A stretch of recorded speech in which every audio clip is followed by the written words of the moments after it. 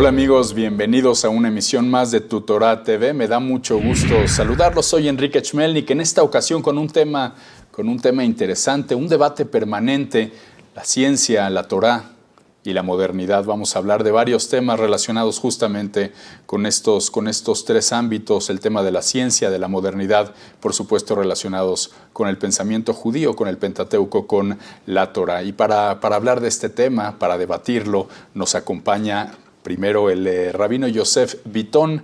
Él tiene estudios rabínicos y académicos en diversas universidades, entre ellas Yeshiva University, la Universidad de Bar Ilan, la Universidad Ben Gurión y el Departamento de Posgrado de Religión de la Universidad Emory. Fue gran rabino de Uruguay y ha servido en distintas comunidades de Estados Unidos y de Argentina. Rabino Yosef Bitton, bienvenido. Qué gusto. Encantado, Enrique, mucho gusto. Muchas gracias por acompañarnos. Y también para enriquecer justamente el tema y el debate, nos acompaña el rabino y doctor Isaac Betech. Él es médico, pediatra, científico y amplio conocedor precisamente del ámbito de la ciencia y por supuesto del judaísmo. Bienvenido, doctor, ¿cómo le va? Muy bien, muchas gracias. Le agradezco mucho el honor que nos hace de invitarnos. Un placer, es un gusto tenerlos a ambos aquí. Para empezar este debate, para empezar esta conversación que vamos a tener acerca primero de ciencia y Torah, de ciencia y judaísmo, me gustaría que cada uno de ustedes estableciera en términos generales su posición acerca de la ciencia y el judaísmo. Hay puntos de encuentro, hay puntos de desencuentro, la Torah de alguna manera revela cuestiones científicas, no lo hace. Se los pregunto a ambos, me gustaría que cada uno tuviera espacio precisamente para establecer sus posiciones en torno a este debate. Rabino Yosef Bitton, por favor. Bueno, digamos, si nos concentramos en el tema de creación, yo creo que hay muchas coincidencias entre la ciencia moderna y lo que dice la Torá. La Torá, si bien no es un libro de ciencia, la Torá no viene a explicarme cómo Hashem creó el mundo, nos da una descripción de la creación que es perfectamente comprensible para el hombre moderno. Es una descripción muy avanzada donde uno ve cómo el mundo fue creado progresivamente, lo que en ciencia se lo llama como evolutivamente, ¿no? Primero aparecen los elementos inorgánicos, recién luego aparecen las plantas, recién luego los animales, y al final la vida inteligente, la del hombre. Yo diría que como regla, o la primera asunción es que la naturaleza y la Torá son dos libros escritos por el mismo autor, y por lo tanto no debería haber conflictos entre estas dos disciplinas, digamos, ¿no? Una de las diferencias que sí existen es que la Torá no es moderna, es eterna, y la ciencia, a diferencia de la Torá, va avanzando y van descubriendo nuevas teorías, y cuando se descubren nuevas teorías, las teorías anteriores quedan atrás, quedan ya caducas, ¿no? Es por eso que a veces es un poco engañoso querer amalgamar o buscar una coincidencia perfecta entre lo que la Torá dice y lo que la ciencia dice, no por defecto de la Torá, sino por el principio científico de la evolución misma de la ciencia, que la ciencia va cambiando y, por ejemplo, la física de Newton dejó de ser moderna una vez que Einstein dijo su teoría de la relatividad, ¿verdad? Entonces, teniendo en cuenta esas dos diferencias entre la ciencia, una disciplina humana, y la Torá, un mensaje divino y eterno, hay muchas coincidencias entre naturaleza y creación, naturaleza y lo que Boré Olam escribió en su Torá. Correcto, rabino Yosef Bitton, muchas gracias. Doctor Isaac Betech, por favor. En primer lugar, estoy de acuerdo con lo que dijo mi querido y estimado Rab Bitton. En forma general, Torah y ciencia es un tema verdaderamente apasionante porque la ciencia hoy es la bandera, es lo que uno más quisiera buscar, es el emblema de la modernidad, como usted dijo, y entonces nos apasiona ver si en una literatura judía milenaria como sería el Pentateuco, que de acuerdo a la tradición judía tiene más de 3000 años, o la literatura paralela al Pentateuco, que es lo que se llama el Talmud, la Mishnah, la Gemara, etc., también tiene conceptos que tienen que ver con ciencia. Torah y ciencia es un tema apasionante, como dijimos, y tiene varias áreas. La primera sería la que aludió el querido Rabitón, que es la creación, la edad del mundo. Pero sin embargo, en Torah y ciencia hay otra gran faceta adicional, que es la que más me apasiona a mí, la que le he dedicado decenas de años de investigación, que son las afirmaciones científicas que la Torah, tanto el Pentateuco como el Talmud, expresaron hace miles de años. Algunas afirmaciones científicas que describen el mundo físico, biológico, etcétera, donde uno ve que lo afirmado hace miles de años, la ciencia moderna cada vez se aproxima más a corroborar cada una de esas afirmaciones.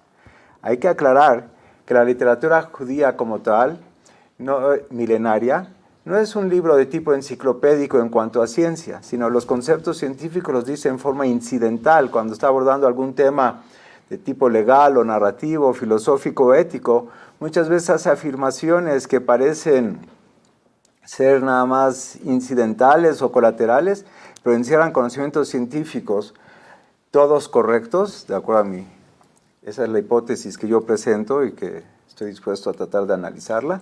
Todos correctos, algunos simplemente son correctos, pero esperados para la época en que fueron dados, conceptos a los cuales uno puede acceder ya sea por observación o por análisis racional, pero algunos inclusive son afirmaciones que rebasan la capacidad científica, afirmaciones científicas que rebasan la capacidad tecnológica de la época en que fueron expresados, y como eso pues es sorprendente y reafirma el origen divino de estas afirmaciones. En resumen, quisiera decir también, de acuerdo en que no existe, por lo menos yo no conozco ninguna afirmación de la literatura judía milenaria que hoy por hoy la ciencia pueda refutar. Claro, cuando yo me refiero a ciencia, tenemos que hablar de la ciencia verdadera, o sea, la ciencia experimental, que sigue el método científico, y para excluir y no llamar ciencia a la especulación en nombre de la ciencia. Muchas veces en el mundo moderno se confunde lo que los científicos dicen, que puede ser especulativo o no, con lo que la ciencia demostró. Cuando digo que no hay contradicción entre ciencia y Torah, me refiero específicamente a ciencia experimental, objetiva, verificable. Doctor Betech, en este sentido, me gustaría escuchar algún ejemplo, si es posible, que comparta con nosotros acerca de los descubrimientos científicos que se están aproximando a la Torah. ¿Algún concepto científico de la actualidad que la Torah haya afirmado en forma categórica con los 3.500 años de antigüedad que tiene? Claro. Entonces, primero aclarar que el conocimiento científico que hay en la Torah se puede dividir en decenas y quizás una centena de ramas. La ciencia tiene muchísimas ramas.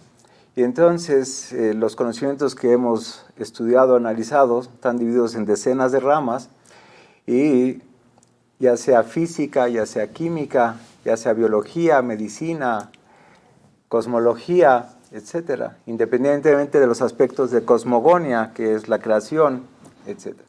Entonces, para decir 1, 2 o 3 ejemplos, afirmaciones del punto de vista zoológico, que la Torah afirma que existen tales o cuales reglas taxonómicas. El caso famoso que todo ser acuático que tenga escamas seguro tiene aletas, y aunque se han descubierto más de 30.000 especies de seres acuáticos, ninguna rompe esa regla. Cada año en promedio se descubren entre 200 y 300 especies acuáticas nuevas, y ninguna rompe esa regla. Y hoy por hoy que la tecnología es tan sofisticada, también la tecnología de manejo de información, las bases de datos, por ejemplo, en el fishbase.org, que es la base de datos más grande que hay en el mundo, donde entran detalles y detalles de cada una de las 30.000 especies acuáticas, uno puede ver que todo el que tiene escamas tiene aletas. Eso obviamente no estaba al alcance de esa época saberlo.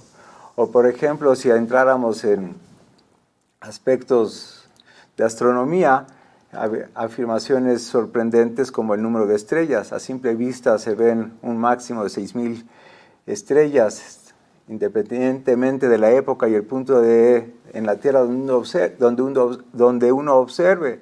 En la antigüedad se catalogaron 1.024 estrellas, después llegó hasta tiempos de Galileo 6.000 estrellas, después que Galileo inventó el primer telescopio, pudo magnificar 20 veces lo que él veía, se llegaron a 100.000 estrellas. Hace un siglo más o menos se llegó a saber que hay 1.000 millones de estrellas en nuestra galaxia y hay 1.000 millones de galaxias. Eso nos da una cifra aproximada de 1 trillón de estrellas. Y el Talmud, en el Tratado de Berajot, hoja 32b, hace 2.000 años, afirmó que hay 1.064.340 billones de estrellas. Es el mismo rango que era totalmente inaccesible. Si entramos en temas de biología, de medicina, que obviamente son los que más me apasionan, algunos conceptos de genética, de fertilidad, etcétera, podríamos ahondar, pero creo que no quiero ser exhaustivo. Muchas gracias, doctor Betech. Sin embargo, con relación a lo que comenta el doctor Betech, rabino Yosef Bitton, hay cuando menos dos aspectos, quizá no de ciencia experimental, pero dos conceptos que prevalecen actualmente en la ciencia que son claramente contrastantes con el Pentateuco. Una de ellas sería la edad del universo y otro de ellos sería la teoría de la evolución contra la creación del ser humano. ¿Qué nos puede decir al respecto, rabino? En primer lugar, que no creo que esto vaya a ser un debate, porque coincido totalmente con lo que dijo el doctor Betech, de quien soy un gran admirador, eso dicho sea de paso. Y yo justamente quería dar un ejemplo más, y el ejemplo que quería dar es de la edad del mundo, o del Big Bang. Correcto. Pero quiero darlo como un ejemplo de las cosas que se van descubriendo, que son descubiertas por la ciencia miles de años después. Me voy a demorar como unos 4 minutos en explicarlo, pero creo que vale la pena. Tú estás presentando el Big Bang como una teoría que contradice la Torá, ¿verdad? Es un poco engañoso y me voy a explicar por qué. En realidad, el Big Bang, cuando la teoría fue formulada por primera vez, y ahora voy a dar un poquito de historia, se consideró una teoría religiosa. Justamente los científicos seculares salieron contra el Big Bang, por lo que el Big Bang suponía. ¿Okay? Albert Einstein, Arthur Eddington dijo, la idea del Big Bang me repugna porque, así utilizó esa palabra, ¿no? Porque implica una creación. Me voy a explicar. Hasta 1930, desde la época de Aristóteles, se pensaba y se suponía que el mundo no tuvo ningún comienzo. ¿Okay? Entonces, un mundo que no tuvo ningún comienzo es un mundo que no necesita un creador. Por lo tanto, la observación del universo, un universo que se mueve, pero más bien estático, es una prueba de que no hubo ninguna vez Bereshit, ningún in the beginning, ningún momento de principio. ¿Está bien? Recién en 1930, cuando Edwin Hubble descubre la expansión del universo, se empieza a mover la película para atrás. Y dicen, bueno, si el universo está expandiendo ahora, en algún momento tuvo que haber comenzado. Y eso fue una idea que, como se dice, que hizo colapsar en miles de años de filosofía y ciencia que suponían que el universo siempre existió y nunca tuvo una creación. Es decir, después de miles de años, la ciencia redescubrió la primera palabra de la Torá, Bereshit, en el principio. ¿Entiendes? Hay diferencias, por supuesto. En la Torá ese principio generado por Boré Olam, por Dios.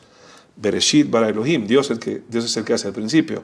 La ciencia, por metodología, no puede suponer a un Dios.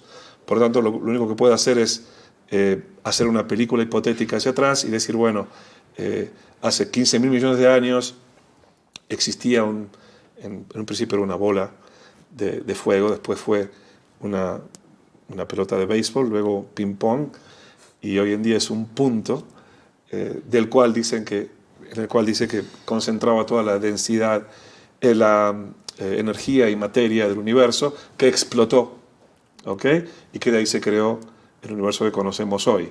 ¿Está bien?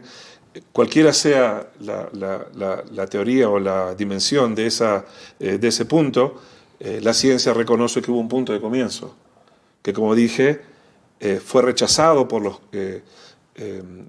científicos seculares y fue adoptado muy entusiásticamente por las digamos, personalidades religiosas de ese tiempo, judías y no judías. El Papa en 1954 escribió sobre los nuevos descubrimientos científicos y cómo esos descubrimientos apoyan a la Biblia. En cierta forma, creo que hubo una manipulación o algo así, como que el Big Bang pasa a ser presentado como algo que niega la Torá. ¿Okay? Y me imagino que será por el tema de la edad que le atribuye el Big Bang. La cuestión es que el Big Bang lo que hace es plantear o presentar un universo que no tiene un creador. Por lo tanto, tiene que calcular cuánto tiempo le hubiera llevado al universo surgir desde lo que surgió si no hubiera sido por la mediación de un creador. ¿Me explico? De esa manera, el tiempo que ellos calculan no es realmente una contradicción a la Torá, es simplemente que el punto de partida es distinto. En lugar de que haya un creador, el Big Bang dice qué hubiera pasado si el universo se hubiera generado solo. ¿Me expliqué? Voy a dar una analogía. Imaginemos que estamos hablando del monte Everest, ¿ok? Es la montaña más alta del mundo. Según la ciencia, ese monte tiene 60 millones de años. Ahora, si seguimos literalmente lo que dice la Torá, ese monte fue creado por Dios. Ahora, creado en toda su envergadura, en todo su tamaño, ¿verdad? El científico lo que hace es, no tomando en cuenta el acto de creación, decir tiene 60 millones de años porque naturalmente sin la mediación de un creador le hubiera llevado a esa montaña por los movimientos sísmicos, etcétera, 60 millones de años en llegar. Desde el punto de vista de la Torá, Dios creó un mundo ya maduro, que ya tiene una edad cuando lo miras para atrás. La creación produjo un oxímoron, que produjo el fenómeno de que las cosas tengan dos edades diferentes simultáneamente. La Torá explica que Dios creó a Adán Arishon, al primer hombre, ¿verdad? Pero no lo creó como un bebé, lo creó como un hombre de 20 años. Entonces, ¿el hombre tiene 20 años o 5 minutos? 5 minutos después de su creación. ¿Cuál es su edad? A la vez tiene 5 minutos de ser creado y una edad interna de 20 años. Entonces, el mundo en general, ¿ok? Con el mundo en general pasa exactamente lo mismo. Si Dios creó un mundo maduro, ese mundo va a aparentar tener una edad muchísimo mayor de la que realmente tiene si existió el acto de creación. Entonces, si existió la creación, lo que vemos es perfectamente compatible con lo que estudiamos en la Torá, ¿ok? Y si ese es nuestro punto de partida, no hay una contradicción entre Torá y ciencia. Doctor Betech, lo que está comentando ahora el rabino Joseph Vito me parece interesante porque efectivamente no hay discusión entre el judaísmo y la teoría del Big Bang en particular. La verdad, me parece que incluso Nachmanides tiene algunas alusiones a que el universo se creó desde un punto, no parece haber sorprendido. Pero la edad del universo sí es controversial, sí lo es, sí parece haber una contradicción. Y el problema es que la respuesta no podría limitarse exclusivamente a la idea de que Dios creó todo en esas condiciones. ¿Por qué? Porque a diferencia de la teoría del Big Bang, donde sí la única diferencia es si hubo un diseño inteligente detrás de ese proceso o no lo hubo, al final no hay contradicción. En el tema de la edad del universo sí tenemos una diferencia significativa. O el mundo, el universo se creó en 6 días, o el universo tiene los millones de años que dice la ciencia. ¿Qué nos puede decir al respecto, doctor? Pues primero que todo, la literatura judía es clara que la duración del proceso creativo fue 6 días y si entramos en detalles especifican 6 días de 24 horas, de minutos y segundos como el tiempo que nosotros conocemos.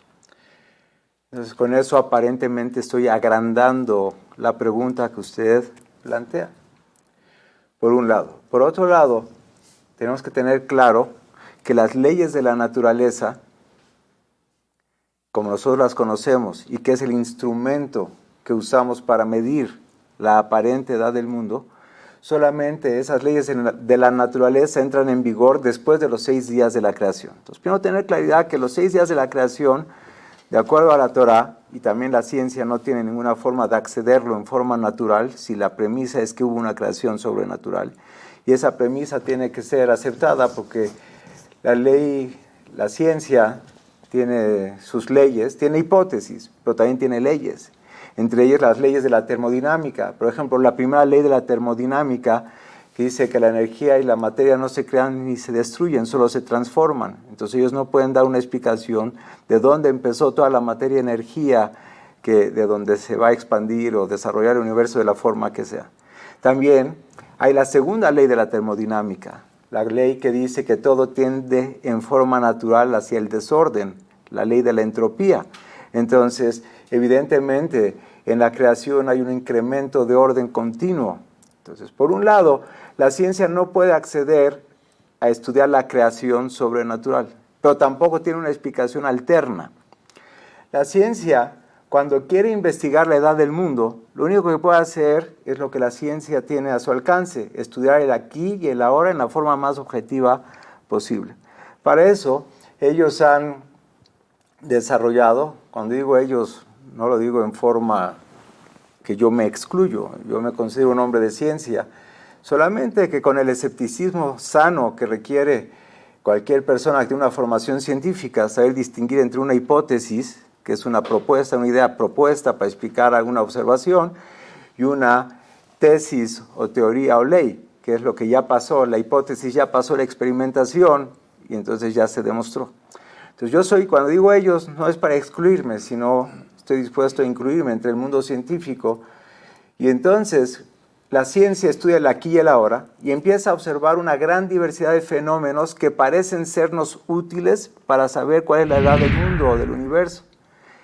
El caso más sencillo, no se requiere un nivel de tecnología mayor, es tomar un árbol, cortar el tronco y contar el número de anillos. La premisa básica es que cada año se produce un anillo de crecimiento, y entonces al yo cortar un árbol, un corte transversal, puedo ver el número de anillos, y entonces contando el número de anillos yo puedo saber la edad del mundo, o de ese árbol.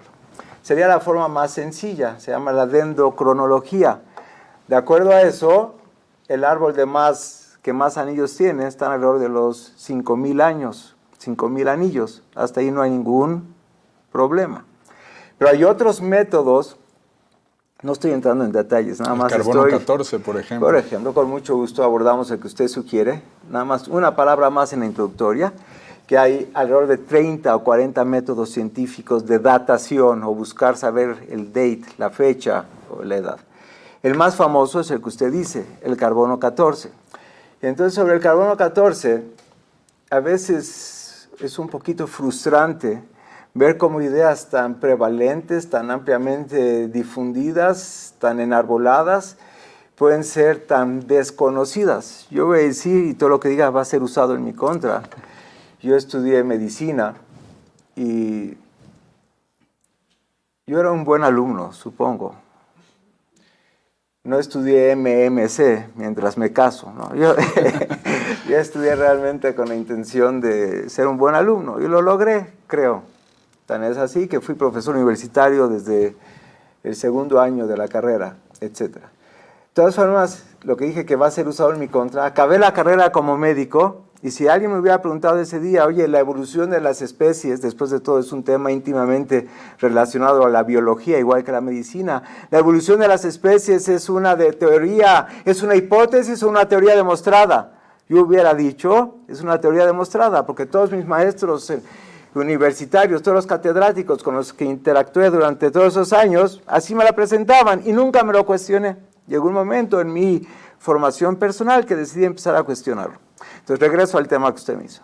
El carbono 14, también la gente lo dice, y entonces cree que es una prueba. Primero los ignorantes, perdón que me expresé un poco fuerte, Dicen, se sabe que tiene millones de años porque el carbono 14 así lo dice. Eso revela desconocimiento total, porque el carbono 14, como cualquier otro método, tiene su rango de medición. Y lo más que puede medir el carbono 14, al igual que una balanza para pesar los sobres en el servicio postal, pues pesa gramos, mientras que la balanza o la báscula que está en el canal de Panamá pesa toneladas o cientos o miles de toneladas. ¿Cuál es el rango de medición del carbono 14? No son millones de años, tan solo son hasta alrededor de 50,000 años, que son 10 veces la vida media del carbono 14. Ah, bueno, usted dice, bueno, ok, no digas millones, ya dijo 50,000, 50,000 rebasa los 5,700 y fracción años que dice la Torah. Ok, entonces el carbono 14, la verdad la gente no sabe ni cómo funciona, cuáles son las premisas básicas. Entonces lo voy a explicar, si me permite, Claro. 2-3 minutos. El carbono, hay más de 100 elementos de la tabla periódica, los elementos químicos, entre ellos el carbono. El carbono es uno de los más famosos, más prevalentes en el mundo, sobre todo en el mundo orgánico. Y entonces el carbono normal tiene su peso atómico de 12. Y el carbono 14 es una variante del carbono 12. ¿Cómo se forma el carbono 14? Bueno, el carbono 14 se forma porque hay radiaciones cósmicas que ingresan a la atmósfera y bombardean los núcleos del nitrógeno y lo transforman en carbono 14. Si hoy por hoy medimos en el aire, en los alimentos, en cualquier ser vivo o vegetal, tiene una proporción de carbono 12 y carbono 14. El carbono 12 es el normal, ese es muy abundante, digamos 99%, aunque es mucho más que eso. Pero para facilidad de expresión, 99% del carbono es 12, el normal. Y 1% es el carbono 14, es el isótopo radioactivo inestable. Dije 99 a 1, aunque la fracción es diferente. Entonces, dicen, si yo veo hoy un ser vivo que está respirando, interactuando con el medio ambiente, inspirando carbono, que en el aire hay carbono, y está ingiriendo alimentos, carbohidratos, etcétera, que tienen carbono, si yo mido en mis huesos, por ejemplo, yo tendré en equilibrio con el medio ambiente 99% de carbono 12 y 1% de carbono 14.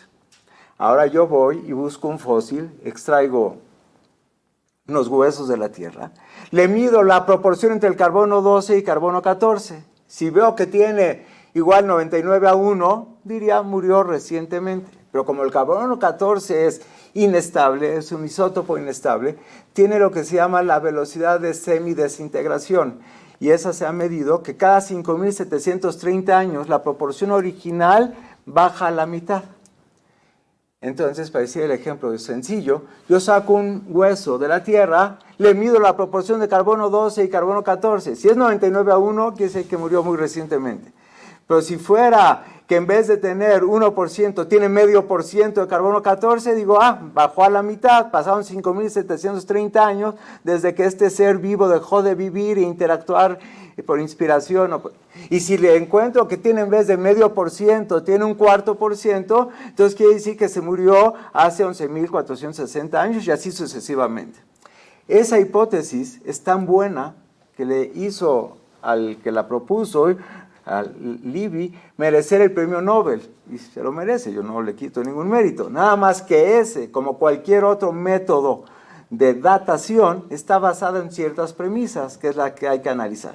Entonces, muy en breve, la premisa número 1 para decir que a través del carbono 14, medir cuánto carbono 14 tiene un hueso, es una forma objetiva de saber su edad. La primera premisa es que decir que la concentración, o sea, la proporción entre carbono 12 y carbono 14 que había en el día en que ese ser vivo falleció era la misma que hay hoy, 99 a 1, por ejemplo.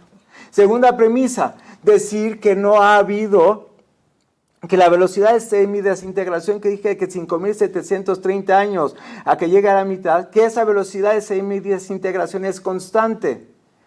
Y tercera premisa es que no hay factores externos que contaminen las muestras, etc. Bueno, resulta que ninguna de las tres premisas es válida. Con que lográramos refutar una sola sería suficiente. Pero hay evidencias que la concentración de carbono 14 varía no de día a día, sino inclusive de hora a hora, porque las radiaciones cósmicas varían. Hay evidencias que la velocidad de semidesintegración se puede afectar cuando hay factores externos de presión, temperatura, etc. Hay evidencias que hay factores contaminantes como son explosiones nucleares en tiempo moderno y otras más. En resumen, si uno es científico objetivo, tiene que decir: yo saqué este hueso, tiene una proporción de 99:1 en cuanto a carbono 14, murió hace poco. Tiene la mitad, o tiene un cuarto.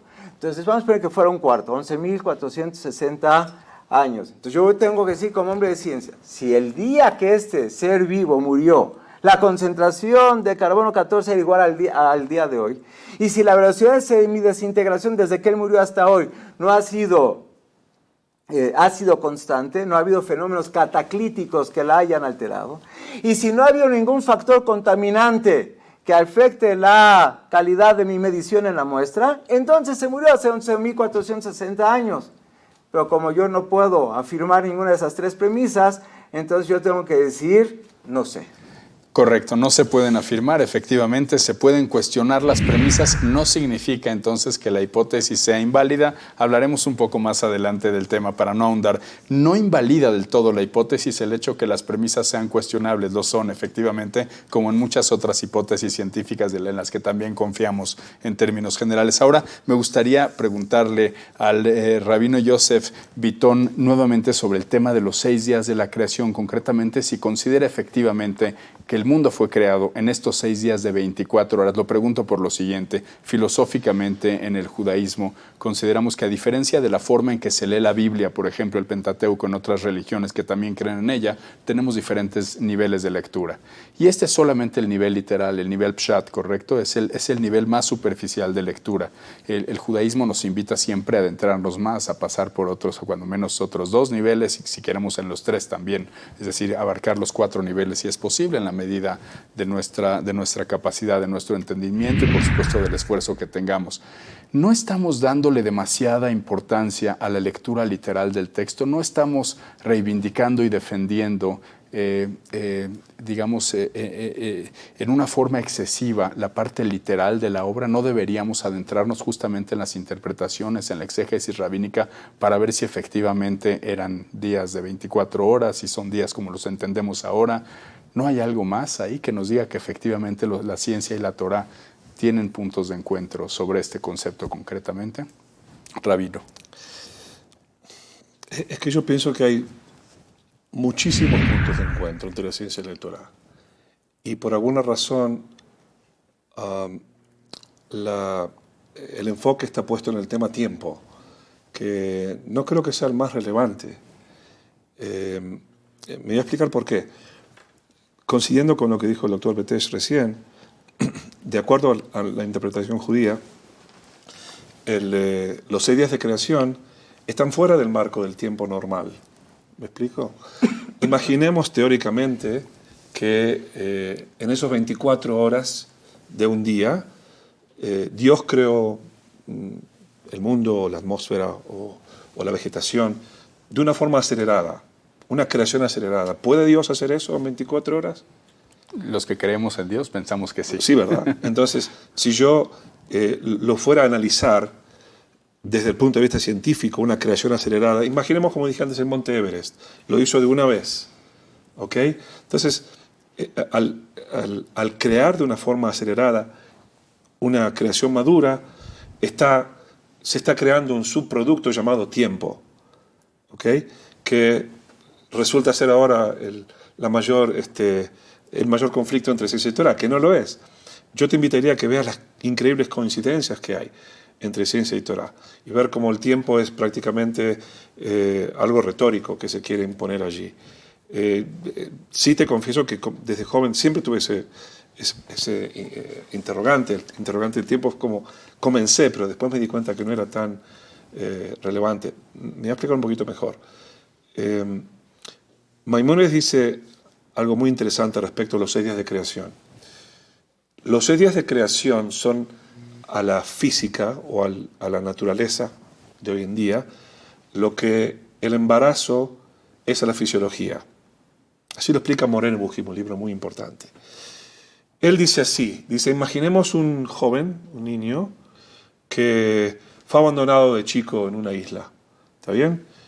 Y tiene que pensar él cómo llegó a ese mundo, cómo él se formó. Entonces, ¿qué es lo que él va a decir? Él nunca vio otro ser humano. Si nunca viste otro ser humano, ¿cómo puedes imaginar que tú llegaste a ser lo que eres? Tú te ves creciendo, ¿verdad?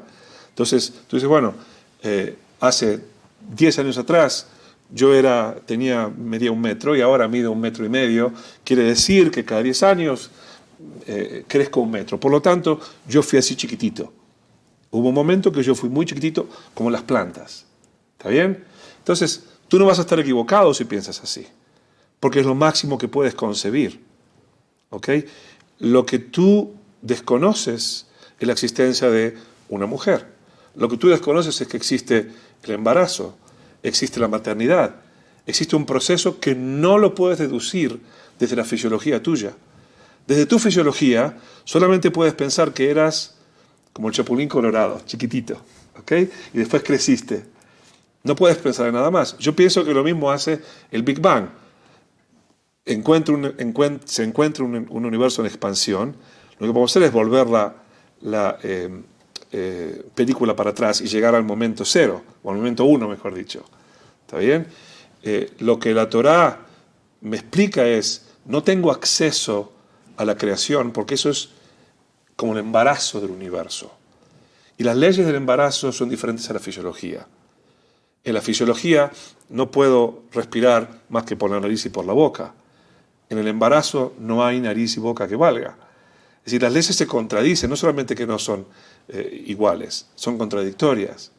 Entonces jamás voy a poder llegar, por eso la cosmología es una ciencia que desde la teología, desde la Torá, es completamente inexacta.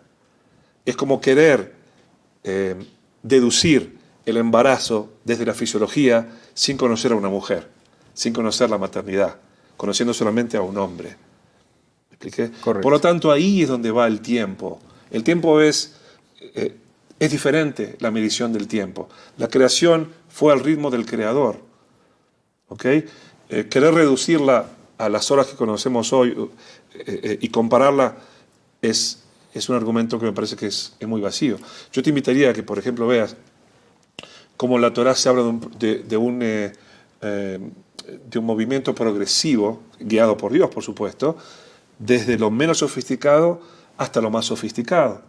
Te invitaría a que veas, por ejemplo, que la ciencia, o en este caso la teoría de la evolución, tiene muchísimos agujeros negros que no me permiten tomarla tan en serio.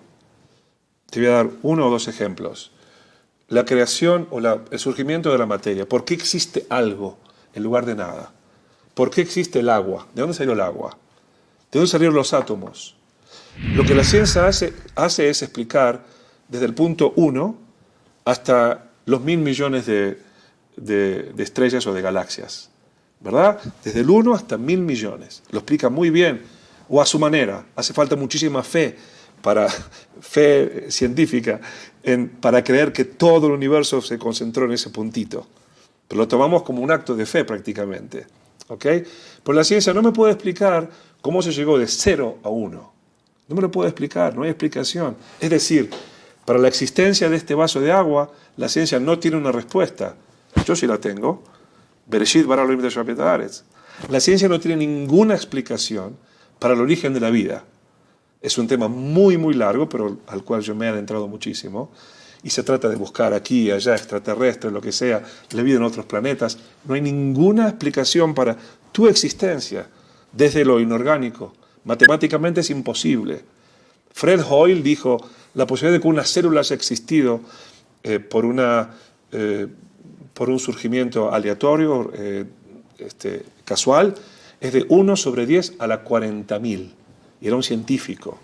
Es imposible matemáticamente. La ciencia no puede explicar, la evolución no puede explicar cómo aparecieron 2 sexos diferenciados. ¿Por qué aparece el mono que tiene esperma por un lado y tiene su sistema reproductorio masculino? ¿Y cuándo apareció la mona que tiene su sistema reproductorio femenino? Apareció los 2 al mismo tiempo. coincidieron así todas esas casualidades, esas mutaciones para llegar al mono y a la mona, al masculino y al femenino, paralelamente. Es imposible, inconcebible. ¿Y cómo entonces el mono fue creado con esperma que solamente puede funcionar cuando tengo la ovulación femenina? La ciencia no tiene explicación para eso. Estos temas no son presentados cuando te presenta la evolución. La ciencia, y termino con esto, no tiene una explicación convincente de cómo surge la inteligencia humana. Estas 4 cosas que te dije recién, que son ejemplos de muchos más: la aparición de la materia, la aparición de la vida, la aparición de la sexualidad, la aparición de la inteligencia humana, no hay forma de explicarlo científicamente. ¿Tú alguna vez escuchaste cómo se llegó de los primates a la inteligencia humana? ¿Hay alguna explicación verificable? Si la hubiera, entonces podríamos modificar a los monos y hacerlos humanos, o hacerlos seres pensantes, porque si fuera algo que lo podemos cuantificar o describir científicamente, pero no hay ninguna descripción científica. No hay descripción científica para explicar cómo surge la vida de material inorgánico. Tanto es así que con todos los adelantos científicos, la ciencia hoy no puede crear vida sintética, no puede crear vida de la nada. La ciencia no puede crear, hoy no existe la nada, pero no puede crear la materia, no puede crear ni siquiera las diferencias de la sexualidad. Son cosas que no tienen explicación científica. ¿Okay? Entonces, se presenta, o tú presentaste, como que tenemos que adaptar la Torá a las grandes verdades científicas. No estoy muy de acuerdo. No estoy muy de acuerdo que sean tan sólidas las verdades científicas. Y finalmente, las verdades científicas van cambiando, van evolucionando. Imagínate, teóricamente, yo digo, sí, tienes razón, vamos a ser modernos y vamos a decir que cada día de la creación fue 1 millón de años, 6 millones de años, 6 billones de años, como dice la ciencia que tiene la Tierra. Perfecto. Dentro de 20 años hay un gran descubrimiento. No tiene 6 millones, en verdad tiene 3 millones. Vamos a modificar la Torah ahora. En vez de 1 billón, cada día va a ser medio billón. ¿Comprendes lo que quiero decir? La Torah representa una verdad que no es modificable al ritmo que va avanzando la ciencia. Lo que me parece controversial, rabino, en este punto, lo quiero también compartir con el rabino Joseph Vitón, es que yo personalmente, por ejemplo, que también tengo la idea justamente del diseño inteligente y me parecen cuestionables los puntos de la ciencia, los escucho empezar este programa diciendo ambos que no hay puntos de desencuentro entre la Torah y la ciencia, fundamentalmente, que la Torah no contradice la ciencia o la ciencia no contradice la Torah, pero a lo largo de toda esta conversación lo que han hecho es refutar una tras otra todas las hipótesis científicas, de las que yo también dudo, por cierto. No he dicho que hay que adaptar la Torah a la verdad científica, es algo en lo que no creo, además, solamente creo que son distintos ámbitos del conocimiento y creo que son efectivamente cuestionables las hipótesis. Hasta ahora no hemos escuchado, y me gustaría saberlo, justamente cuáles son esos puntos de encuentro, si lo que se hace es refutar una tras otra estas hipótesis y decir, al final la ciencia no tiene respuesta y la creencia sí la tiene. La respuesta de la creencia es que Dios lo hizo. Y ante eso, pues, la ciencia o cualquier otro ámbito del conocimiento no puede discutir, no hay nada que decir al respecto. Doctor Isaac Betech. El ser humano pensante, honesto y objetivo, si uno llegara, por ejemplo, a la Luna y encontrara una botella de vidrio transparente, entonces, ¿qué explicación daría? ¿Se hizo sola? ¿O llegaron quizás los rusos antes que nosotros, brindaron con vodka y dejaron la botella? Entonces, algo tan sencillo como una botella de vidrio, uno entiende, es lo que se llama el umbral del diseño. Cuando yo observo, si hubiera encontrado una piedra de cristal amorfa, hubiera dicho tal vez, si hay la materia prima requerida, arena, sílice, calor, y el tiempo suficiente, se transformó y se cristalizó, y ahí está ese. Pero si yo veo una forma que tiene una función particular, que es la función de contener líquidos, entiendo que alguien la diseñó. Ahora, con más razón, si hubiera visto una lámpara, un candelabro, con más razón, si encuentro una computadora, entiendo que no se autodiseñó, sino que hubo una inteligencia exterior que la diseñó. Evidentemente que el ser humano, tan solo el cerebro de un feto aún no nato, todavía no ha nacido, tiene mucho más conexiones ahí en el cerebro. Hay 1 trillón de conexiones interneuronales. Cada conexión entre una célula nerviosa y otra va al lugar preciso, interactúan y demás. Es una red mucho más compleja que una computadora. Entonces, si yo veo la computadora, digo, alguien la diseñó. Si yo veo el ser humano, digo, alguien lo diseñó. Primer punto. Entonces, ahorita mi siguiente pregunta es, ¿el que la diseñó fue un ser humano o un ser sobrehumano? El ser humano no se puede diseñar y fabricar a sí mismo. Entonces tiene que ser alguien exterior. Más aún, el ser humano, como dijo el Rabbi Ton, si le diéramos al mejor grupo de científicos toda la tecnología y todos los recursos químicos, físicos y económicos, ¿podrían fabricar tan solo una célula en el laboratorio? No, no lo pueden hacer. Entonces, mucho menos un ser multicelular tan complejo como es el ser humano o como el cerebro. Entonces, yo veo algo complejo, entiendo con mi inteligencia que alguien lo hizo. Tal vez lo hizo un ser humano, no, el ser humano es incapaz. Entonces, ¿se hizo solo? Es la única alternativa. Entonces, primero, lo hizo alguien extra sobrehumano, es la hipótesis del creador. Pero siempre que uno analiza científicamente, debe intentar tener 2 explicaciones probables. Explicación alterna, la única que existe, es que se haya formado por evolución. En este caso nos hablamos de la evolución biológica. Pero tenemos que hay 3 tipos de evolución. La evolución cósmica, que sería el Big Bang. La evolución química, que sería a partir de elementos, suponiendo que ya hubiera elementos básicos, azúcares, proteínas, grasas, habría que preguntar cómo se hicieron. Evolución química. Pero yo hoy tengo poco tiempo. Yo voy a hacer hoy espléndido. Le regalo, con todo gusto, no preguntarle cómo se hizo la evolución cósmica. Le ofrezco no hacer preguntas cómo se hizo la evolución, tampoco química. Y es una cuestión difícil. Cómo a partir de elementos químicos básicos se formó la primera célula. Pero como hoy estoy espléndido y tengo poco tiempo, le regalo la primera célula. Ahorita dígame, el primer organismo unicelular, por ejemplo una amiba, ¿cómo evolucionó? Le regalo también, vea qué espléndido soy, todos los miles de millones de años que usted quiera. No le pregunto que me los demuestre, se los regalo. Miles de millones de años le regalo. Le regalo la primera célula. Ahorita le pido, dígame por favor, cómo de un organismo unicelular salió toda la diversidad de seres vivos. Esa es la hipótesis básica de la evolución de las especies, que todo ser vivo, ya sea animal, ser humano, o inclusive los arbustos, las flores y los árboles, tenemos un ancestro común. A partir de una primera célula, ya le regalé la primera célula, le regalo los millones de años. Dígame cómo, y aquí hay que ser claro, cuáles fueron los procesos genéticos que permitieron que ese ser unicelular se convirtiera en un ser multicelular con funciones tan armónicas y elevadas. Y eso, pues tiene más de 150 años desde que la hipótesis de Darwin se planteó, más de 150 años tratando de investigar. Y no nada más que no hay una sola prueba científica, experimental a favor de la evolución de las especies, sino que hay pruebas en contra. Pero ahorita tampoco no voy a hablar de las pruebas en contra. Vamos a hablar que me presenten una sola prueba que hubo evolución. Y es más, estoy también muy generoso.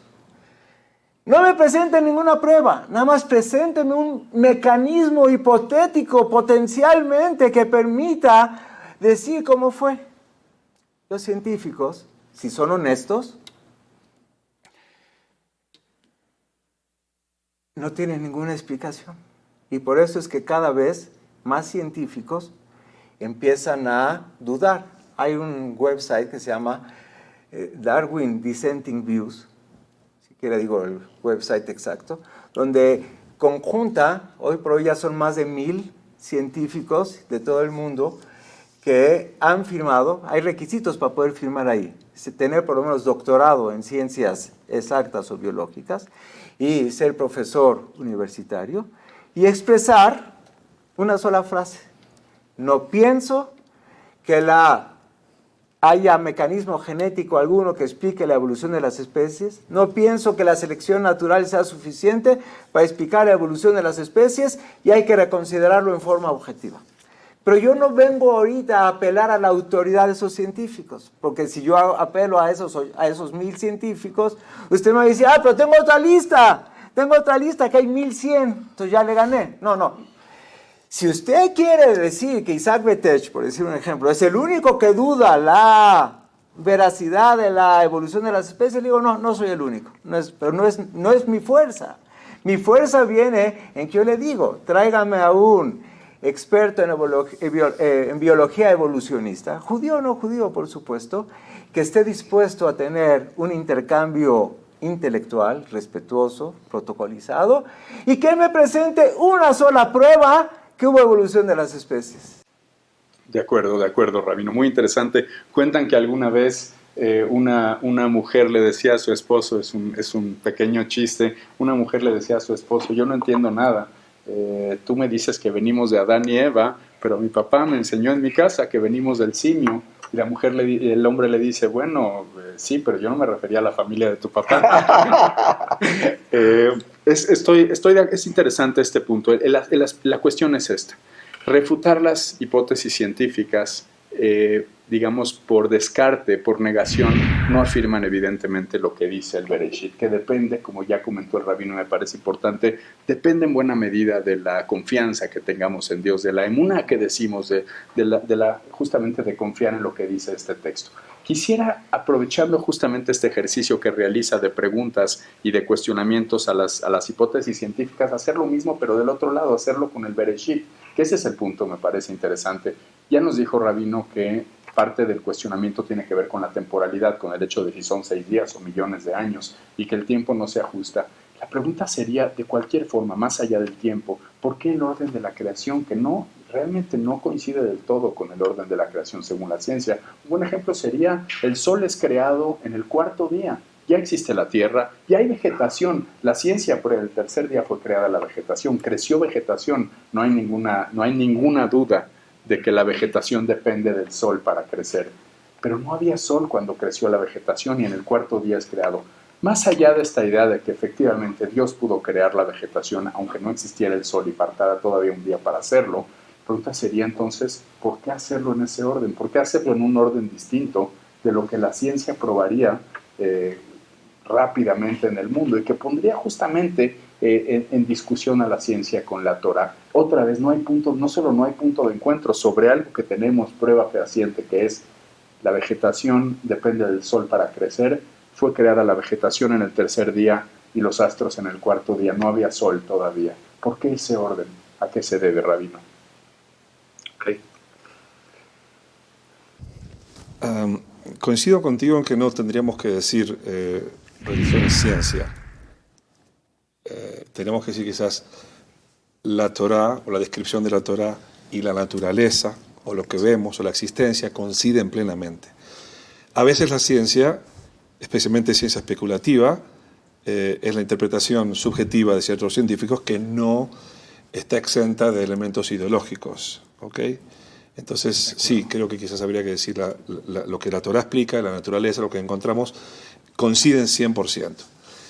El tema es que, como dije, son 2 libros escritos por el mismo autor y cuando no coinciden es porque leímos uno de ellos equivocadamente. Entonces, en este aspecto, yo escribí un libro llamado Awesome Creation, que estoy haciendo la propaganda de él ahora, entonces, y dediqué 3 capítulos de los 9 capítulos a esa pregunta que tú tienes. ¿Okay? Dediqué 3 capítulos al tema del sol. ¿Okay? Y tengo que confesar que antes de escribir mi libro, yo también pensaba que el sol fue creado el 4.º día. ¿Okay? Pero quiero invitarte a que leas un poquito más y vas a ver cómo Rabbi Akiva explica que el sol fue creado el 1.er día. ¿Okay? Y como Rashi dice que el sol fue creado, que Rashi fue el comentarista más famoso de la Torá, cuando explica el cuarto día, dice que los meorot, la luna y el sol y la luna, no fueron creados el cuarto día, fue creado el primer día. Así lo explica también Maimónides, así lo explica también Radak, así lo explica también todos los comentarios, excepto por lo que aprendimos en el Jardín de Infantes. ¿Okay? Y de esa manera, por ejemplo, Radak dice, Vayomer Elohim Yeyor, ¿no? Y dijo Dios que sea la luz. Y Radak dice que ese Vayomer significa siempre que Hashem activa algo, que Hashem está hablando con algo. O sea que está, y él dice, está activando la luz del sol, de alguna manera. ¿Está bien? Entonces, sí coincide. Justamente para mí, la más increíble coincidencia entre evolución y Torah no es la evolución del hombre, es la evolución del planeta Tierra. Que lo que la ciencia moderna descubre hoy en día es exactamente lo que la Torah dijo 4.000 años atrás. Es increíblemente coincidente. ¿Por qué? Porque la Torah habla de un día en el cual ya hay sol, primer día, ¿okay? Sol, agua de mar, viento, el segundo pasuk de la Torah, ¿okay? El segundo día, la creación de la atmósfera, la división entre las aguas de arriba, la producción de agua potable, el sistema climático, el segundo día, la atmósfera, el tercer día, las plantas, porque ya hay sol y ya hay lluvia, ¿verdad? Y hay tierra firme. Las plantas crean oxígeno también, ¿okay? Y las plantas son el alimento de la vegetación. El cuarto día, la luz del sol se ubica en su órbita donde va a iluminar al mundo sin sus efectos radiactivos, de una forma que va a dar energía al planeta Tierra, y recién el quinto día se crea la vida, y la vida empieza por ovíparos. El sexto día se crean los mamíferos, que son más sofisticados, y recién el séptimo día se crea el hombre. Estoy seguro que si tú hubieras escrito la Torah, hubiera escrito yo, hubiéramos dicho, en el principio Dios creó los cielos y la tierra era preciosa, hermosa, y el hombre estaba ahí caminando con Eva, su novia o su esposa. Pero no fue así. Hay una coincidencia increíble que yo te invito a que la veas. Y leyendo mejor la Torah, se puede encontrar esa increíble coincidencia entre naturaleza o lo que se ve ahora y lo que dice nuestra Torah. Rabino, a mí también me parece destacado y significativo el hecho de que el hombre sea creado hasta el sexto día. Lo había pensado también. Lo lógico sería que si alguien lo escribió hace 3.500 años pensara que el hombre, que es lo más evolucionado que hay, pues fue lo primero que te corrijo. creado. Te corrijo. Sí. El hombre no fue lo último que fue creado, fue la mujer, que es lo más evolucionado que hay.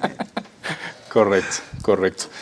Ahora bien, para hablar del sol nos dice, sin embargo, que fue creado en el primer día, ahí sí recurriendo al exégesis, a la interpretación, a Akiva y a Rashi, que son comentaristas finalmente, porque en la parte literal, en Pshat, dice que estoy recorriendo el primer día en mi mente, en la parte literal, y sin la menor duda no menciona el sol. De una palabra se puede interpretar, como sucede ya a nivel de las drashot, digamos, y de lo que se le exprime, de lo que se interpreta. Pero en principio la parte literal dice que el sol fue creado en el cuarto día, sin la menor duda, en hebreo, en griego y en todas las traducciones. En las traducciones puede ser en hebreo o no. En hebreo sí, ¿no? También. No, ¿te puedo explicar por qué? Sí. Porque para la creación, desde la nada, hay un verbo muy específico llamado bará. Sí. ¿Okay? Y ese verbo bará fue usado específicamente en 3 ocasiones.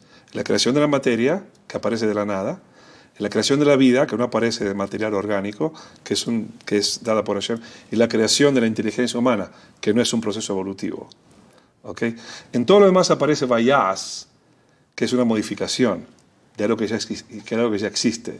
Entonces, según lo que dijeron los Jajamim, Vayoma Revin y Trua Meorot, el sol fue modificado el cuarto día, como yo te traté de explicar muy brevemente, no fue creado. Entonces, es el Peshat. Correcto. Sobre ese punto quiero preguntarle igual al doctor Betech. Concretamente, ¿usted cree también, considera también que el sol fue creado en el primer día y que es simplemente un error de lectura literal? Antes de contestar la pregunta explícita e implícita que hiciste hace unos minutos, Bezat Hashem, quiero felicitarte porque sabes preguntar. Y me consta que esta charla se planeó apenas anoche, a altas horas de la noche. Así que tal vez tú te enteraste hoy, y si sí sabes preguntar, quiere decir que sí sabes. Entonces, primero que todo, te felicito. Gracias, tus doctor. preguntas están amable. muy bien planteadas. Lo aprecio mucho, gracias. Entonces, ahorita primero la pregunta explícita que me hiciste al final de tu última intervención y luego, si me permitieras, también la implícita que hiciste en la introducción a tu pregunta. La explícita. Efectivamente, tengo que aceptar. Por un lado, en forma insinuada o críptica podría proceder lo que el Rav Bitton dice sobre la creación del sol desde el primer día, porque todo se creó desde el primer día. Y él aclara que los meorot, las luminarias, entre ellas el sol, él usó el verbo en hebreo, nitlu. Nitlu fueron colocadas en su posición final en el cuarto día. Sin embargo, y aquí no quiero discrepar, sino tan solo plantearlo y luego ir a tu pregunta frontal, que tal vez el nitlú del cuarto día, que fueron realmente colocados el sol en el cuarto día, dejaría muy cuestionable si del día 1 al 3 estaba funcional el sol o no. En todo caso, en el supuesto que no estaba funcional, como aparentemente el texto, la lectura fluida del texto, es que el sol empezó al cuarto día y las vegetaciones desde el tercer día, y la fotosíntesis es algo fundamental. Entonces acepto tu pregunta. Y de hecho, primero que todo, explicar que la Torah, como dije, tiene muchas afirmaciones científicas de los temas más diversos. En más de una cita habla de la necesidad del sol para las plantas, o sea, de la fotosíntesis. Ahorita no quiero ser exhaustivo, pero lo tengo fundamentado. Entonces la Torah acepta que la fotosíntesis, la fuente luminosa, es un requerimiento natural para la función de las plantas. Entonces tu pregunta procede y la acepto textualmente. Y no nada más la acepto, sino la aplaudo, porque tu pregunta no es nueva. Hay un midrash, el Rab es más experto que yo en midrashim, hay un midrash que se llama Midrash Tadshe, y está en el capítulo 1, abrí la transparencia en lo que ustedes estaban, y se los voy a leer textualmente. Katuv Vayom Elokim Tadshe Aretz, Deshe Ese Masriah. Entonces el midrash plantea, dice, en el tercer día, que de la tierra broten las plantas, etcétera, etcétera. Entonces, dice, ¿por qué en el tercer día Dios decretó que salga la vegetación y en el cuarto día creó apenas el sol? Pregunta textual. Respuesta del Midrash. No ad hoc, apologética a posteriori, sino la pregunta del modelo original. Contesta el Midrash y lo textualmente. Ela, Shemodiach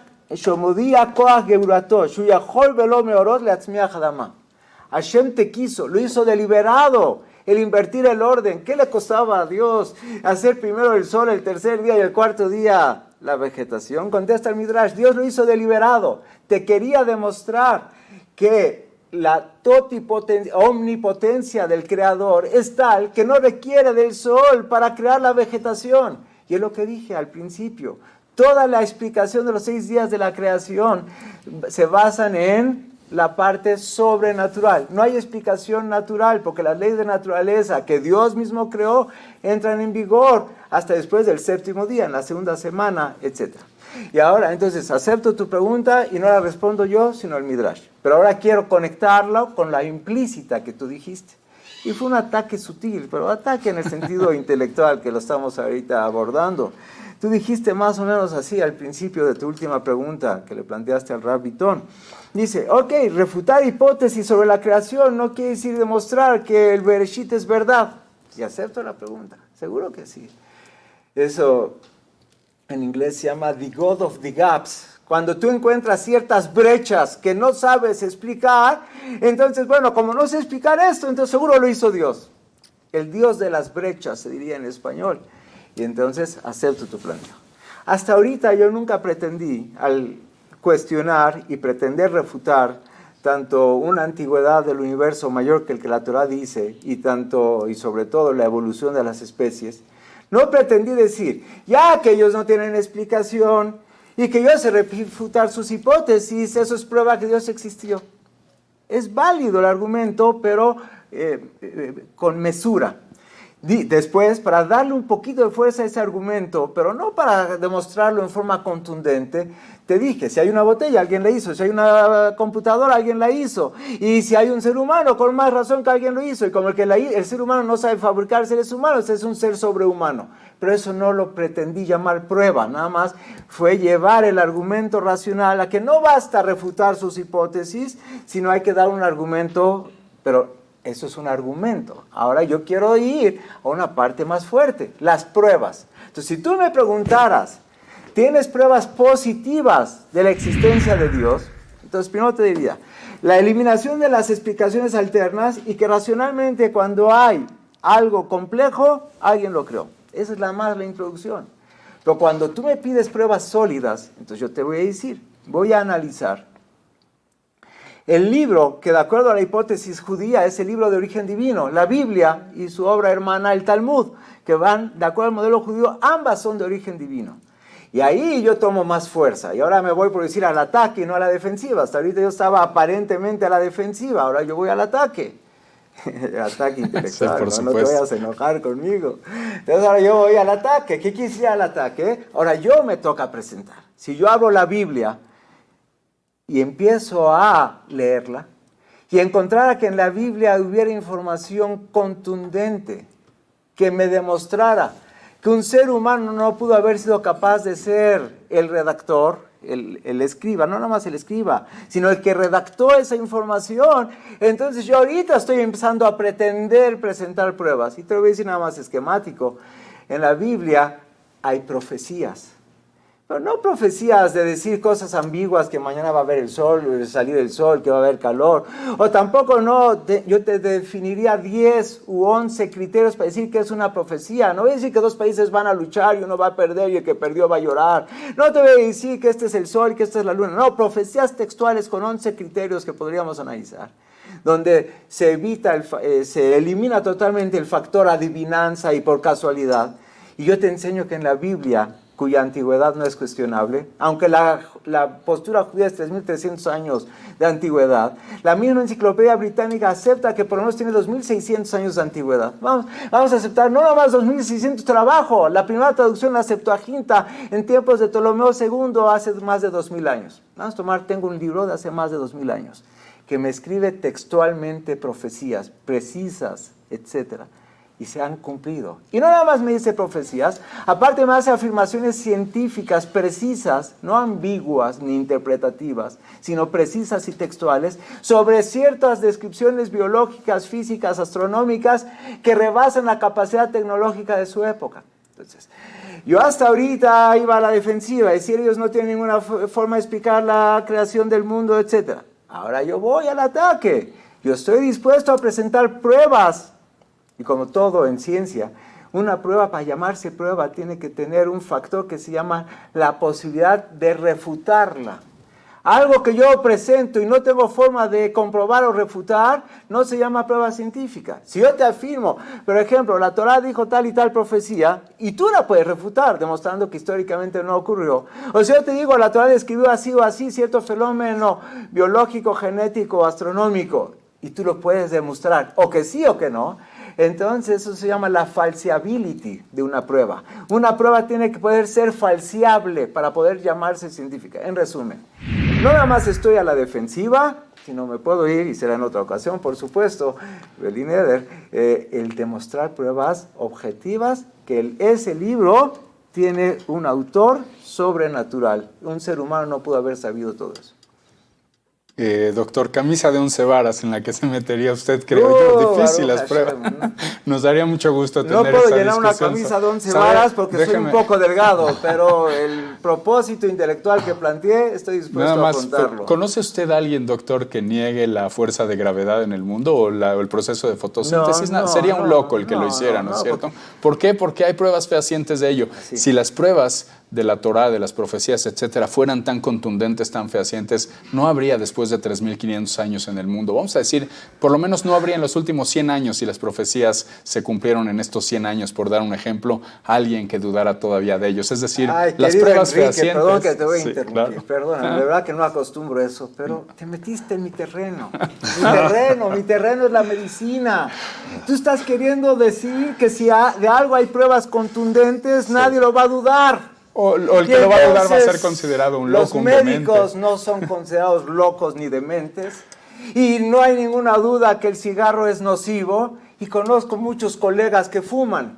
Quiere decir que el ser humano tiene la capacidad increíble de ignorar la verdad y actuar aún en contra de la verdad fehaciente. Correcto. Entonces dice el doctor Betech, y eso me parece interesante, que la razón por la que la mayor parte del mundo, los que hemos tenido, los que han tenido acceso de alguna manera a estas pruebas, los que han tenido acceso a estas pruebas fehacientes y no han creído que son verdad absoluta, es porque fuman a sabiendas de que les resulta perjudicial. Tengo serias dudas al respecto. Insisto, si fueran pruebas fehacientes como la fuerza de gravedad, no habría alguien en el mundo hoy en día que lo pusiera en duda, porque nadie pone en duda la fuerza de gravedad. Te invito a probar. Muy bien, excelente. Es muy buen habría que hacerlo, indudablemente. Ojalá que podamos más adelante tener un programa de esa naturaleza aquí en Tu Torá TV. Nos queda muy poco tiempo. Una reflexión final, Rabino Yosef Vitón, por favor.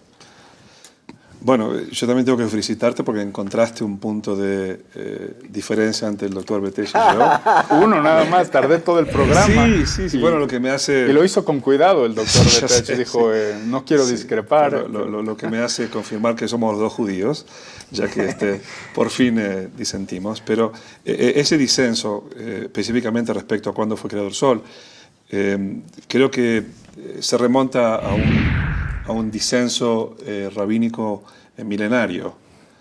Si lo voy a decir con mis propias palabras, hay dos visiones entre los rabinos: los que maximizan los milagros, la intervención divina, en procesos que pueden ser vistos naturales, y los que minimizan la intervención divina en procesos naturales. Un ejemplo que no tiene que ver con creación, Sukkot, ¿ok? Cuando dice que vivimos en Sukkot, vivimos en cabañas o estábamos rodeados de nubes. Dos visiones, una más mística donde se maximiza el milagro y una que dice, no, eran cabañas. ¿Okay? Entonces, lo mismo puede pasar acá con respecto al sol. Yo traté de mostrar, siguiendo a Radak, que Radak dice, Rabbi David Kimchi, un rabino sefaradí del medioevo, él dice que debemos proseguir o tener una lectura lo más natural posible del proceso de creación. Y él afirma, por ejemplo, entre otras cosas, lo del sol, que fue creado el primer día, que la luz del primer día es la luz del sol. ¿Está bien? Pero como dije, es una diferencia o un debate que es milenario, este debate de maximizar o minimizar los puntos. Mi última reflexión, te voy a explicar el primer pasuk de la Torá. Dice, en el principio Dios creó los cielos y la tierra. Se habla de cuándo, en el principio, se habla de qué, los cielos y la tierra, y se habla de cómo crear, que la palabra bara significa ex nihilo, creación desde la nada. Exactamente, a partir de la nada. ¿Ok? La realidad está justificada, la realidad que yo veo está justificada, lo que la ciencia no puede hacer, correcto, como te expliqué antes. Pero, a pesar de eso, a pesar de que tenemos todos esos mensajes, el qué, el cómo y el cuándo, ese no es el mensaje de la Torá. El mensaje de la Torá es... ¿El quién? Es el quién. Muy bueno. Es quién creo, ni siquiera es el por qué, porque no podemos acceder a la mente de Dios. Es el quién. Todo lo demás, como dijo el doctor Betech, es incidental. No es la información. La Torá no es un libro que viene a decirme ahora cómo fue creado el mundo. ¿Okay? Primero porque no existiría el lenguaje que no podemos absorber los seres humanos. Así dijeron los Jajamim. La Torá, Satmabe Bereshit, porque la mente humana no puede llegar a entender un proceso de creación ex nihilo.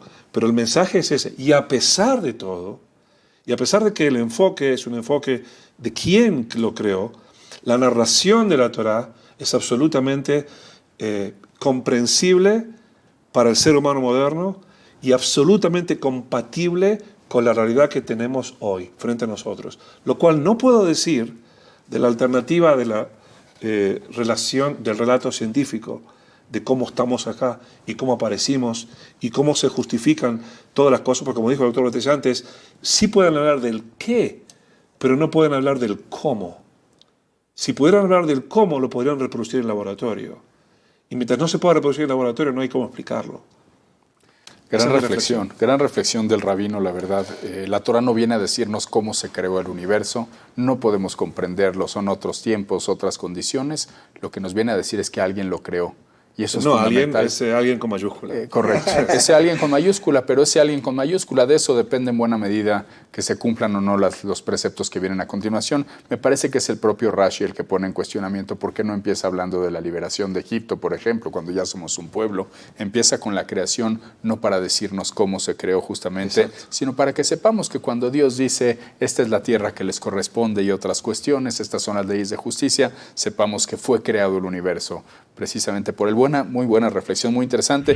Por cierto, concluyendo este tema del sol, que es el único en el que logramos encontrar la discrepancia, yo que suelo ser favorable justamente a los comentarios, a la exégesis más que a la parte literal, creo que ya lo he externado. En este punto en particular me gusta la literalidad del texto, que fue creado en el cuarto día por alguna interpretación que me tocó escuchar hace algún tiempo, precisamente. Bueno, yo te voy a invitar también, como te invitó el doctor Betech, sí, a escuchar su disertación sobre profecía, te voy a invitar a leer mi libro, los 3 últimos capítulos, donde después de eso podemos solamente que este comentario en particular remite justamente a todos los pueblos contemporáneos que tenían al sol como un dios. Para el judaísmo, para el pensamiento judío es fundamental saber que el sol ni siquiera fue lo primero que se creó. Para el judaísmo el sol es un astro menor, ni siquiera podía en un momento dado ser producto de idolatría. No íbamos a convertir al rey astro, como se le llama con frecuencia en otros pueblos. Casi todos los pueblos tienen dios del sol, o el sol mismo es un dios. Para el judaísmo ni siquiera era lo primero, era hasta el cuarto día fue creado. Y además en las condiciones fue una interpretación que me pareció interesante y por eso la literalidad del texto. Perdón, doctor Betech, le estoy quitando su tiempo de reflexiones finales, por favor. Muy en breve, primero sobre el sol, por eso en hebreo, apoyando lo que tú dijiste, en hebreo sol se llama Shemesh. Shemesh quiere decir Shamash, es un servidor, no es autónomo. Y por último la reflexión, muy breve también, Bezat Hashem, donde retomo el título que le diste a esta conversación. Acepto que no fue un debate, fue una muy agradable conversación, donde tú dijiste Torah, ciencia y modernidad. Entonces de la palabra modernidad casi no hablamos, y voy a hablar Torah, ciencia y modernidad muy en breve.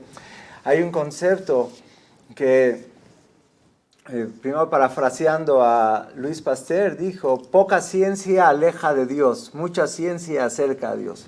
El problema principal de nuestra generación es que saben mucho menos ciencia de lo que se imaginan, y si así es con ciencia, con una razón de Torah. Entonces, cuando uno sabe mucha ciencia y mucha Torah, uno ve la complementariedad, cómo se complementan una con otra. Y por último, el judío, o el que estudia la Biblia, no le tiene miedo al avance de la ciencia. Sabemos que entre más avanza la ciencia, tiene más recursos la ciencia para demostrar la veracidad de la Torah, como dice el pasuk en Teilim, Dor le Dor Yeshambach Maaseja.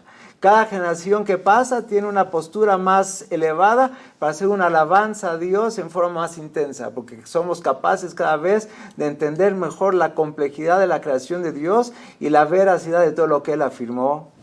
Así que tenemos que estar contentos de vivir en este siglo, que tenemos la capacidad de alabar con más entusiasmo la creación y la obra escrita de Dios. Magnífico, magnífico, doctor Betech. Pues un gran debate. Hay que leer el libro de Awesome Creation. Yo estoy realmente interesado del rabino Joseph Bitton. Es correcto, ¿verdad? El título lo podemos conseguir, supongo, en internet. Es posible. Sí. En español probablemente también. Ya está, pero no llegó a México todavía. Se llama Creación. Muy bien, creación, pues muchas gracias de verdad a los dos, ha sido un gran placer, gran debate, no sé si estamos más de acuerdo o más en desacuerdo, pero eso es parte justamente de lo que enriquece justamente este amplio debate, esta discusión entre la ciencia y la creencia, la Torah. Gracias de verdad, doctor Isaac Betech, ha sido un gran placer. Esperamos tener prontamente ese otro programa con las pruebas fehacientes de la profecía bíblica. Muchas gracias también al rabino Joseph Bitton, un gran placer de verdad. que viene de lejos además, me imagino vive en Nueva York, tengo entendido. Muchas gracias por habernos acompañado aquí en Tutorá TV y gracias a usted, a todos ustedes por haber estado con nosotros, por seguir esta transmisión. Lo invitamos a continuar en tutorá.tv. Soy Enrique Chmelnik. Hasta la próxima.